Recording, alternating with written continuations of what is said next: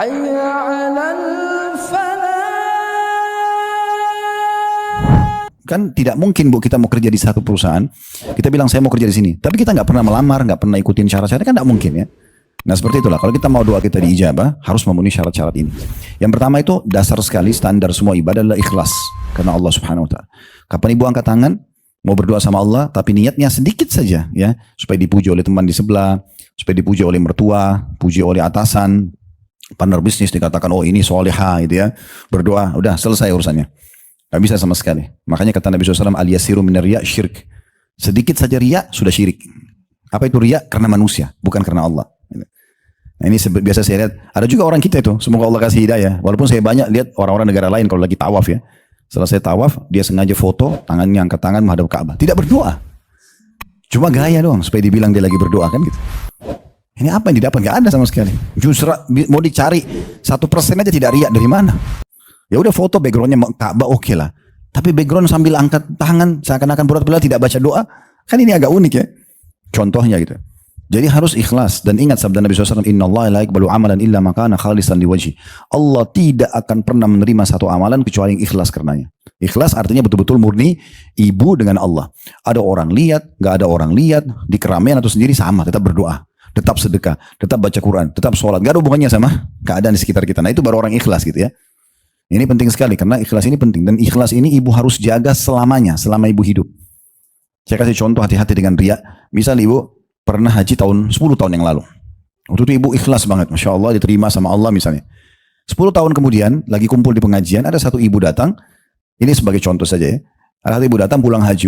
Kemarin waktu tawaf itu saya menangis-nangis gitu. Tersentuh karena lihat Ka'bah. Waktu di Arafah itu saya menangis. Dia cerita gitu untuk apa? Kan gitu. Kita mau cari ikhlasnya di sisi mana ini? Untuk apa diceritain ke orang kalau saya menangis atau saya gini gitu? Mungkin setan bisa gini Bu. Tuh orang itu tersentuh loh. Dia bisa kasih mungkin orang lain jadi termotivasi mau haji atau berdoa apalah gitu kan bisikan setan. Kamu kan juga punya pengalaman 10 tahun yang lalu pernah nangis di Arafah, ceritain. Kita nggak sengaja. Saya juga loh 10 tahun yang lalu. Clear, selesai ya. Berarti dihapus kembali itu yang 10 tahun yang lalu itu. Jadi kalau ibu sudah kerjakan ibadah, lupain aja. Gak usah diingat lagi. Sudah sholat malam 10 tahun berjalan kah, sholat duha kah, suka rutin sedekah tiap bulan di satu yayasan, lupain aja, udah lupain. Karena kita ini sudah dititipin bodyguard dan sekretaris, malaikat gak digaji. Gak tidur, catat semua amal ya. Sudah selesai, ada dicatat. Dan kita akan lihat, Allah mengatakan, wa may ya'mal mithqala dzarratin khairan yara. Siapa yang buat seperti biji sawi dari kebaikan, pasti diperlihatkan. Dan diberikan balasan. Wa may ya'mal mithqala dzarratin syarran yara. Siapa yang berbuat seperti biji sawi dari keburukan diperlihatkan dan akan dihukum. Clear sudah. Ini sudah baku, enggak akan berubah. Kan gitu. Jadi enggak usah dikenang-kenang lagi, ya. Enggak usah dicerita-cerita sama orang. Kalau sudah mulai dibisikkan syaitan mau cerita, a'udzubillahi minasyaitonirrajim. Udah enggak usah. Kan gitu. Ada sebuah hadis yang disahihkan oleh para ulama ini di bab jihad, perang ya. Satu sahabat mengatakan, ya Rasulullah, bagaimana kalau ada orang pergi berperang tulus karena Allah, mau kejar surga, mau dapat pahala, tapi diikuti sedikit dalam hatinya keinginan popularitas. Supaya dibilang pahlawan, kesatria, jagoan, apalah. Dapat pahala gak? Nabi SAW bilang, tidak dapat apa-apa. Dalam bahasa Arab, la syai'ah lahu. Orang itu ulangi 3 kali, Nabi ulangi 3 kali. La syai'ah lahu, tidak ada apa-apa. Lalu beliau mengatakan, innallaha la yaqbalu amalan illa ma kana khalisan liwajhi. Ketahuilah Allah tidak akan terima amalan kecuali yang ikhlas karenanya. Jadi jaga baik-baik ini ya. Itu yang pertama. Yang kedua, mengikuti sunnah Nabi SAW. Ikuti tata cara doanya Nabi.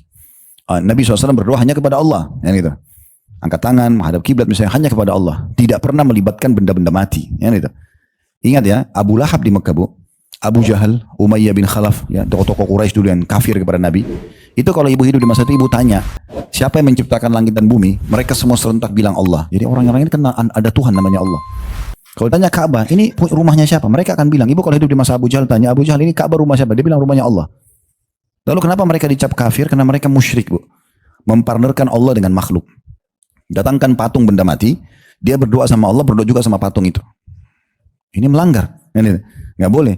Mirip sekarang orang kita banyak sholat. Iyyaka na'budu wa iyyaka nasta'in. Hanya kepadamu ya Allah dalam Al-Fatihah. Kami menyembah, hanya kepadamu kami minta tolong. Begitu habis salam, pergi kuburan sebelah masjidnya. Minta. Ya, wahai kiai fulan, wahai siapa, wali fulan, sembuhin penyakit saya. Loh, tadi baru bilang sama Allah hanya kepadamu. Kenapa minta sama benda mati ini? Kan gitu. Kalau kita bertemu dengan kuburan, perintah agama, ucapin salam dan doakan mayit. Itu selesai. Mereka yang butuh doa kita, bukan kita yang minta pada mereka. Kan gitu. Ini hati-hati sekali ya. Nabi SAW ajarkan agar memurnikan doa kepada Allah Subhanahu wa Ta'ala. Ya. Kemudian yang ketiga, memulai dengan puji-pujian. Ibu harus mulai dengan puji-pujian kepada Allah. Minimal alhamdulillah. Minimal. Segala puji bagi Allah. Tapi kalau ibu bisa, ya Allah pencipta langit dan bumi, ya, kemudian yang menggantikan siang malam, yang menciptakan laki-laki dan perempuan. Misal ibu puji-puji Allah. Ya. Yang telah mengizinkan aku mengangkatkan kedua telapak tanganku ini, yang telah mengizinkan lisanku untuk mengucapkan doa ini, yang menggerakkan hatiku untuk membangun sholat malam ini. Misal kita ucapin semua.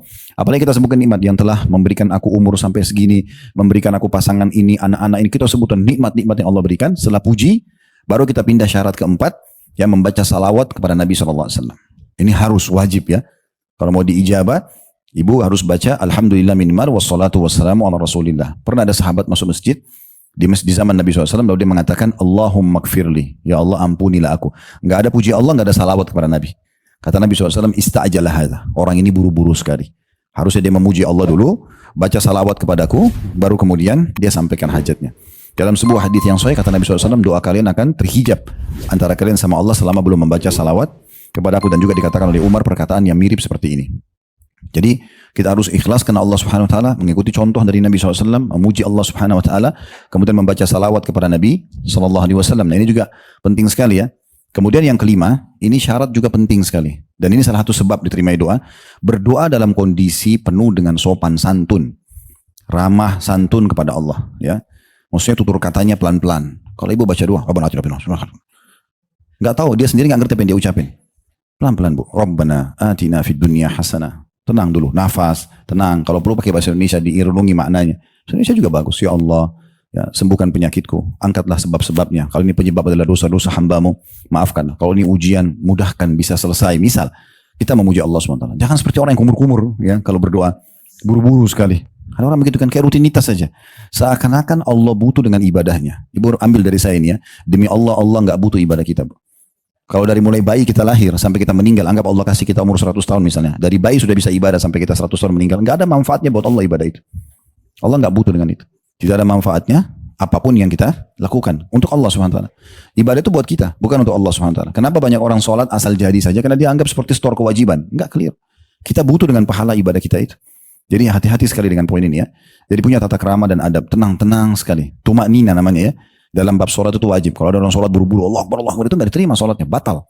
Doa juga sama. Ya, bagaimana kita menyebutkan dengan cara-cara yang baik, cara yang santun. Ya, kata Nabi SAW, yustajabu li ahadikum malam ya'jal, diterima doa seseorang dari kalian selama dia tidak tergesa-gesa. Nah, di sini tergesa-gesa bisa dua makna dalam ucapannya dan juga tergesa-gesa mengharap langsung dibalas oleh Allah. Detik itu juga minta kesembuhan harus sembuh, gitu kan? Maka Nabi bilang, pasti diterima selama kalian tidak tergesa-gesa. Para sahabat mengatakannya Rasulullah, bagaimana ciri orang tergesa-gesa itu? Kata Nabi SAW, yaqulu da'autu walam yustajabu li fatarakat doa. Dia bilang, saya sudah berdoa, saya tidak lihat hasilnya, maka dia pun meninggalkan doa. Mungkin ibu tinggal sehari lagi berdoa, diijabah. Mungkin tinggal 2 kali lagi berdoa, mungkin tinggal 3 kali lagi. Kenapa berhenti? Berdoa sampai ibu lihat hasilnya. Berdoa saja. Dan ada hadis lain, saya lama renungi hadis ini bu ya. Hadis ini luar biasa dalam doa. Kata Nabi SAW, kalau Allah mendengar doa yang indah dari seorang hamba, Allah menerlambatkan jawabannya. Kalau ibu pintar sekali nyusun kata-kata, ya saking indahnya doa itu dan khusyuknya ibu misalnya di sejadah ibu sendiri dengan mukenahnya ibu berdoa sama Allah dengan tulus. Di kamar ibu di tengah malam misalnya di sepertiga malam Allah turun ke langit, Allah berdoa, ibu berdoa. Ya, saking indahnya sampai Allah menunda. Kata Nabi SAW, kenapa? Kenapa ditunda ini? Untuk apa? Kata Nabi SAW, agar hamba tersebut tetap dalam doanya. Bayangkan bu, ibu kalau lagi sakit, ibu bilang begini, ya Allah sembuhin, sembuh langsung. Kira-kira masih berdoa?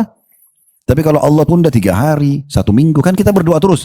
Dan ini selama kita berdoa di prosesnya ini, kalau kita tahu besarnya pahala yang Allah kasih, mungkin kita berharap selama hidup kita akan berdoa terus. Jadi nikmati prosesnya itu, ya. Berdoa sambil menikmati prosesnya. Yang keenam, harus diikuti dengan keyakinan. Dan sangka baik kepada Allah, kalau Allah mendengar dan Allah akan terima. Ini harus bu ya. Ini syarat-syarat harus dipenuhi. Kata Nabi SAW, Udu'u rabbakum muqinuna bil ijabah, fa inna Allah la yaqbalu du'a min qalbin ghafil. Berdoalah kalian kepada Tuhan kalian dalam kondisi penuh keyakinan akan diterima. Karena Allah tidak akan terima dari doa dari hati yang lalai. Berdoa, ya Allah sembuhin gak sih? Ya, tapi berdoa sajalah. Jadi tidak yakin. Entah ya Allah, zat yang memberikan kesembuhan, ya, zat pencipta segala sesuatunya, sembuhkanlah hambamu. Dengan penuh keyakinan diijabah. Ya. Ini termasuk poin penting yang untuk diperhatikan. Jadi penuh keyakinan kita untuk keyakinan kepada Allah untuk agar bisa diterima doa tersebut. Kemudian selanjutnya yang ketujuh, ibu memaksimalkan waktu-waktu mustajab. Nah, ini ada rincian ya tentang waktu-waktu mustajab ini. Jadi waktu-waktu yang diterima.